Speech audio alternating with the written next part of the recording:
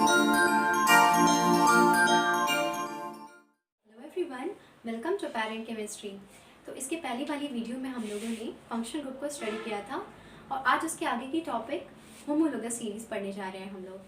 तो homologous series यानी कि होमोलोगस मतलब कि सिमिलर तरह के कंपाउंड्स या फिर सिमिलर कुछ भी, और सीरीज़ यानी कि एक सीक्वेंस में अरेंज करना। तो यहाँ पे हम लोग ऑर्गेनिक कंपाउंड्स को एक सिमिलर ऑर्गेनिक कंपाउंड्स को एक अलग अलग सीरीज़ में अरेंज करेंगे या सॉर्टिंग करेंगे या छांटेंगे उसे, ताकि हम उसकी स्टडी इजी कर पाएँ अपने लिए। ठीक है, तो यहाँ पे होमोलोगस सीरीज़ की डेफिनेशन हो जाती है। Homologous series is a group of organic compounds having similar structure and chemical properties in which successive compounds differ by a CH2 group. तो इसका मतलब ये होता है कि जो सीरीज़ हम कह रहे हैं उसमें जितने भी कंपाउंड्स होते हैं वो आपस में CH2 ग्रुप से डिफर करते हैं। तो इसमें दो चीज़ आती है, वो है पहला बात हो जाता है बाय एडिंग CH2 ग्रुप। अगर हम कोई एक हाइड्रोकार्बन लेते हैं और उसमें CH2 ग्रुप ऐड कर देते हैं तो हमें उसके आगे की ग्रुप मिल आगे उसके आगे वाली कंपाउंड जिसमें जिसकी कार्बन नंबर ज़्यादा हो जाती है वो मिलती है। जैसे कि ये आप समझ सकते हैं, जैसे कि अगर हम यहाँ मीथेन लें और इसमें अगर हम एक CH2 ग्रुप ऐड कर दें, ये है मीथेन, हमने यहाँ पे CH2 ग्रुप ऐड कर दिया तो हमें मिलता है C2H6। ठीक है, ये क्या हो गया, ये है इथेन का फॉर्मूला। ठीक है, यानी कि सिमिलर सिमिलर कंपाउंड हमें मिला with an increase number of carbon atom. ठीक है, यहाँ पे कार्बन की नंबर इंक्रीज होती जाती है। यहाँ एक CH2 ग्रुप ऐड हुआ तो जस्ट मीथेन के बाद वाला कंपाउंड मिला हमें, वो है इथेन। और इसके बाद दूसरी बात हो गई कि अगर हम यहाँ पे by reducing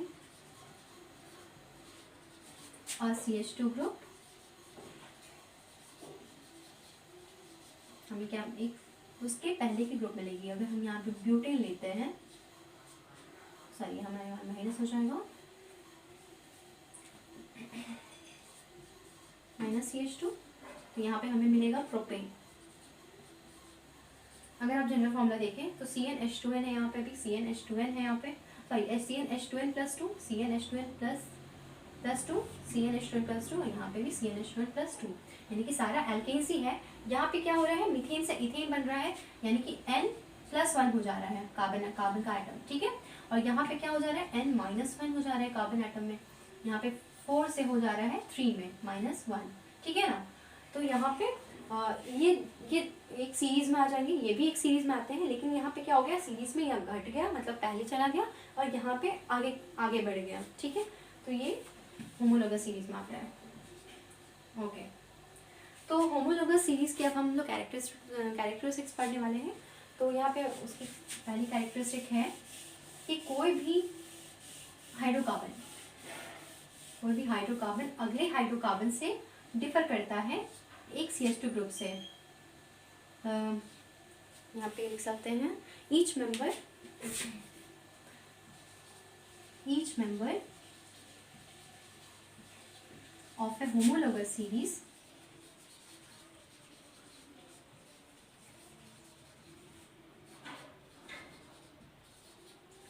differ from the successive member, मतलब उसके आगे वाले कंपाउंड से बाय अ CH2 ग्रुप। ठीक है,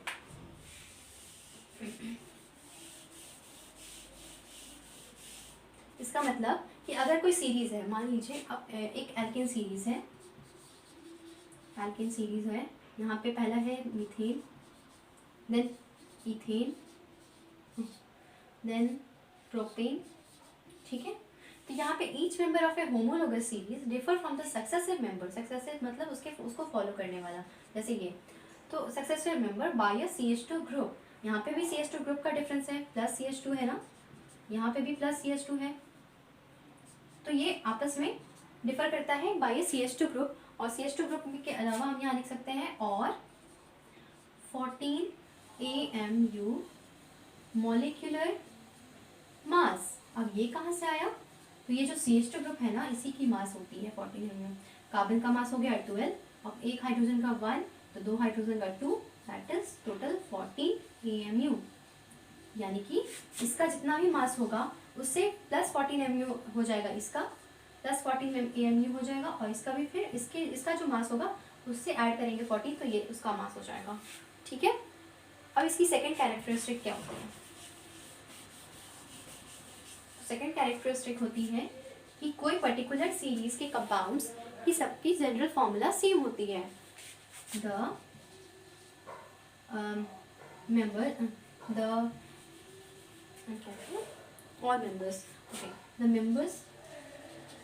members of a particular series share the same general formula. पिछले वीडियोस में हम लोगों ने पढ़ा है ना general formulas, alkene alkene alkyne सभी का फॉर्मूला पढ़ा है हम लोगों ने। तो उसी तरह यहाँ पे अल्कोहल्स, एल्डिहाइड्स, मतलब जो भी हो सकता है, एल्कीन एल्कीन एल्काइन के अलावा जो भी और भी होमोलोगस सीरीज होती है, तो उन सभी की जनरल फॉर्मूला सेम होती है। ठीक है, मतलब एक पर्टिकुलर सीरीज की फॉर्मूला सेम होगी। जैसे कि एल्कीन्स की फॉर्मूला, यहाँ पे एग्जांपल लेते हैं, आप इसकी स्क्रीनशॉट ले सकते हैं, यहाँ पे इसकी PDF आपको डिस्क्रिप्शन में मिल जाएगी। ठीक है, तो मैं यहाँ रब कर रही हूँ।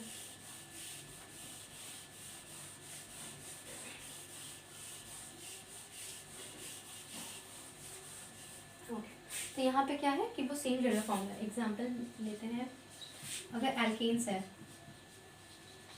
तो इसकी जनरल फॉर्मूला याद करिए, CnH2n+2। एग्जाम्पल यहाँ पे क्या हो जाएगा, मीथेन, इथेन, अच्छा ऐसे नहीं लिखते हैं, CH4, देन आएगा C2H6 हो जाएगा, C3H8 हो जाएगा,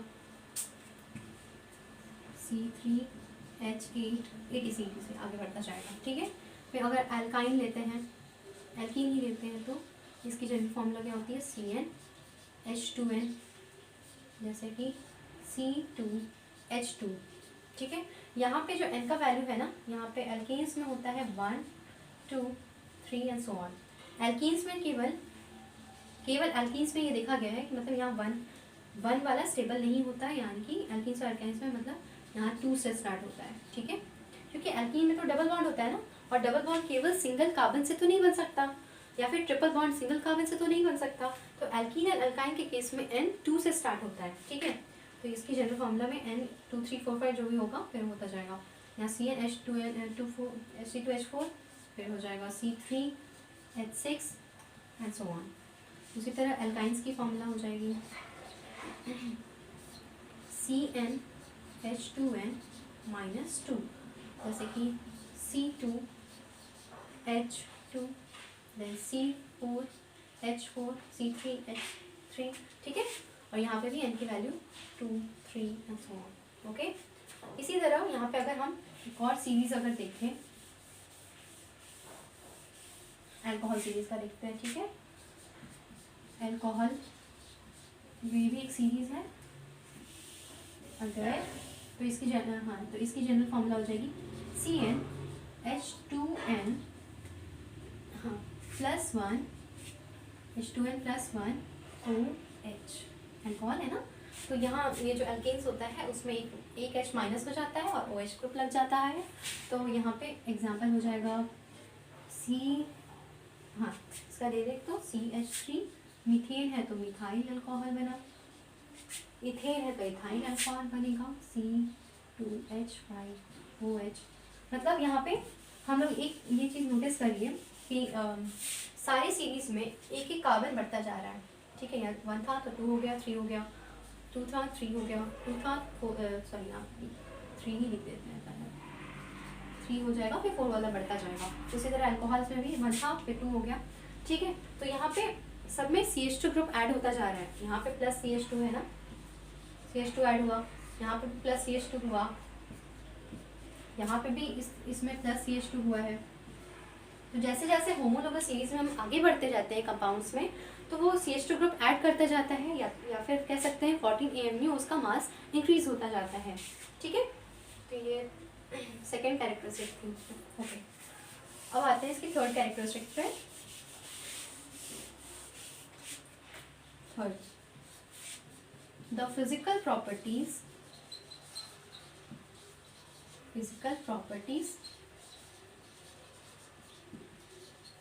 of members of a particular group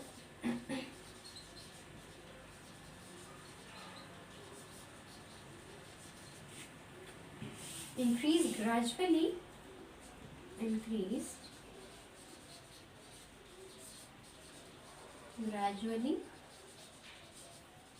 with increase in the number of carbon atoms। मतलब यहाँ पे जैसे जैसे एक कार्बन एटम ऐड होता जा रहा है, यहाँ जैसे जैसे ऐड होता जा रहा है, उसकी फिजिकल प्रॉपर्टीज भी धीरे धीरे इंक्रीज होते जा रही है। Gradually increase gradually with increase in the number of carbon atoms. ठीक है, तो यहाँ ये क्यों हो रहा है? फिजिकल प्रॉपर्टीज में क्या क्या आ सकती हैं? MP हो गया, PP हो गया, यानी कि melting point, boiling point, density, जितने भी प्रॉपर्टीज जो मास डिपेंडेंट होते हैं, तो वो यहाँ पे मास डिपेंडेंट, तो क्योंकि यहाँ पे CH2 ग्रुप ऐड होता जा रहा है ना, 14 में तो ऐड होते जा रहे हैं, मास इंक्रीज होता जा रहा है, तो वैसे प्रॉपर्टीज जो मास डिपेंडेंट होते हैं, melting point, boiling point, density, तो ये भी इंक्रीज करते जाते हैं with increasing number of carbon atoms. ठीक है, तो इसलिए ये प्रॉपर्टी कैरेक्टरिस्टिक आई है। अब हम अगर इसके बारे में बात करें कि केमिकल प्रॉपर्टीज पे क्या असर होता है, तो केमिकल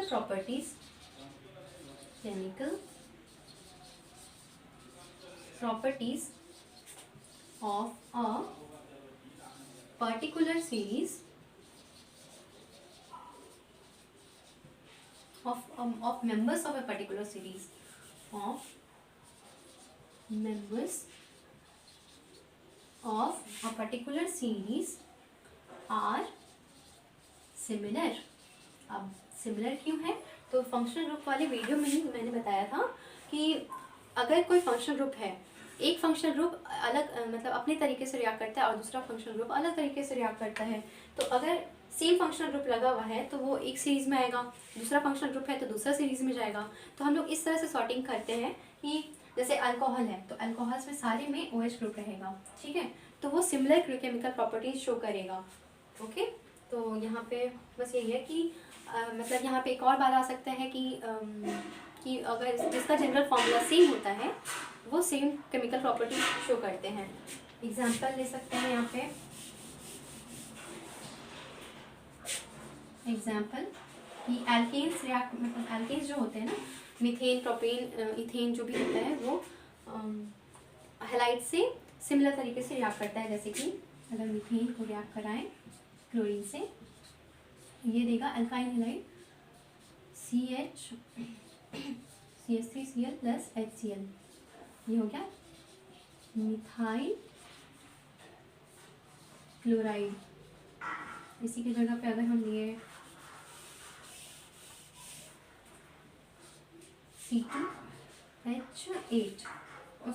C2H6 प्लस Cl, ये है मीथेन, ये है इथेन, ये क्या देगा? जैसे मिथाइल क्लोराइड का है तो ये इथाइल क्लोराइड देगा, C2H5Cl प्लस HCl। ठीक है, तो यहाँ हम लोग देख सकते हैं कि ये सिमिलर प्रॉपर्टी शो किया इथाइल क्लोराइड। ओके, तो यहाँ पे होमोलोगस सीरीज की लास्ट कैरेक्टरिस्टिक आ जाती है कि किसी भी पर्टिकुलर सीरीज के मेंबर्स को सिमिलर तरीके से ही प्रिपेयर किया जा सकता है। जैसे कि मीथेन, इथेन जो हुआ ना, इन्हें यहाँ तो हम केमिकल रिएक्टिविटी दिखाए, अगर इनके प्रिपरेशन देखें तो वो भी सिमिलर होती है, एक जनरल प्रिपरेशन होता है वो सिमिलर होता है। तो यहाँ पे अगर हम एग्जांपल दें, यहाँ पे लिखते हैं fifth characteristic, the members of a particular series can be prepared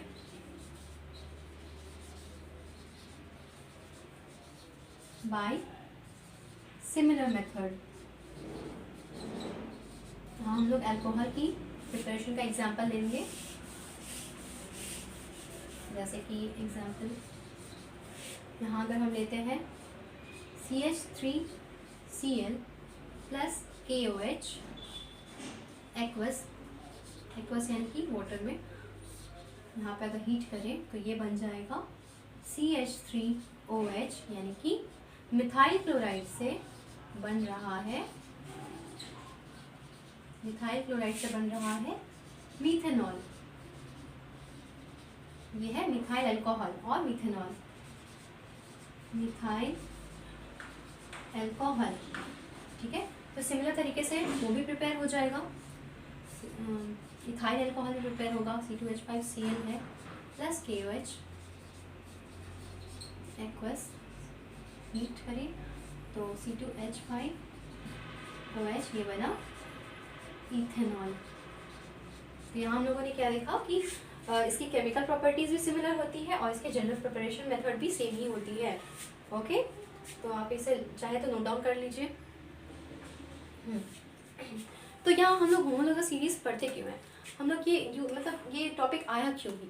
ठीक है, तो इसकी सिग्निफिकेंस यहाँ लिखें। अगर होमोलोगस सीरीज नहीं होता तो हमारे लिए पढ़ना बहुत ही मुश्किल होता, इतने सारे कंपाउंड है, ऑर्गेनिक कंपाउंड्स कि कितना किस किस को हम लोग स्टडी करेंगे और इतना कंफ्यूज हो जाते हैं। तो इसलिए हम लोग इसे सॉर्टिंग किए हम लोग और होमोलोगस सीरीज में डिवाइड किए। तो इसकी सिग्निफिकेंस फर्स्ट पॉइंट कि ये हमारी लर्निंग को इजी बना दिया, हम लोग एक सिस्टमैटिक तरीके से इसको पढ़ पाए। तो इट इज़ यूजफुल और क्या लिखा है, यूजफुल फॉर सिस्टमैटिक स्टडी। हाँ, useful, it is useful for systematic study of organic compounds और it reduces our learning time। अगर अलग अलग रहता तो हमें अलग अलग स्टडी करना पड़ता, अगर ये ग्रुप में रहेगा, हम जानते हैं कि एक ग्रुप में सीरीज़ वाले के सभी प्रॉपर्टीज़ किस तरह से डिफर करते हैं, किसी के सिमिलर होते हैं, कुछ कैसे ग्रेजुअली डिफर करते हैं फिजिकल प्रॉपर्टीज़, तो वो हमारे लिए इजी हो जाता है पढ़ना। लेकिन अगर अलग अलग हम पढ़ते हैं तो वहाँ पे हमारे लिए मुश्किल हो जाता। और इसी वजह से, क्योंकि हम इसकी की प्रॉपर्टीज़ कैसे वैरी करती है वो हम जानते हैं, तो हम उन कंपाउंड्स की भी प्रॉपर्टीज़ को डिटरमाइन कर सकते हैं जो अभी तक लैबोरेटरी में प्रिपेयर भी नहीं हुए हैं।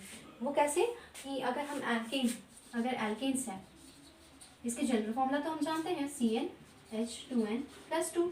ठीक है, तो हम लोग मतलब कोई कहाँ तक प्रिपेयर किया होगा, n की वैल्यू तो हम यहाँ पे कुछ भी ले सकते हैं, मान लीजिए 1000 तक लिया होगा। ठीक है, तो कुछ ऐसा भी हम लोग कुछ और भी n का वैल्यू ले सकते हैं, ऐसा n का वैल्यू ले सकते हैं जो अभी तक लैबोरेटरी में प्रिपेयर भी नहीं हुआ होगा, लेकिन हम उसकी प्रॉपर्टीज़ डिटरमाइन कर सकते हैं। वो किस तरह से, क्योंकि सारे एल्केन्स की प्रॉपर्टीज़ किस तरह से वैरी करती है वो हम जानते हैं, तो उस तरह से हम लोग उसकी डिटरमाइन कर सकते हैं। तो यहाँ एक पॉइंट लिख सकते हैं कि we can study the, it helps in predicting the, हाँ we can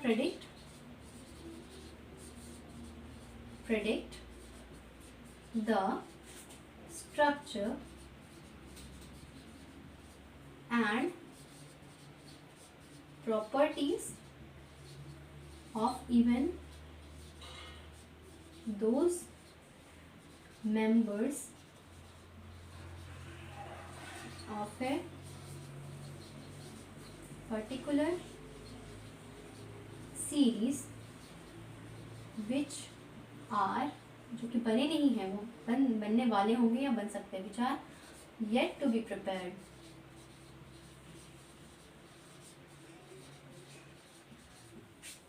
okay, I hope आप सभी को ये टॉपिक समझ आई होगी। यहाँ पे ये हम लोगों का सीरीज़ ख़त्म होता है, और अगर आपको किसी तरह की भी डाउट है आप कमेंट सेक्शन में मेंशन करिए, मैं वहाँ पे क्लियर कर दूँगी। और आगे की वीडियोस अपडेट्स के लिए आप मेरे चैनल को सब्सक्राइब करिए और नोटिफिकेशन बेल ज़रूर ऑन करें। और इस वीडियो की PDF आपको नोट्स में, आपको PDF के फॉर्म में डिस्क्रिप्शन में मिल जाएगी। So that's all for today. Thank you.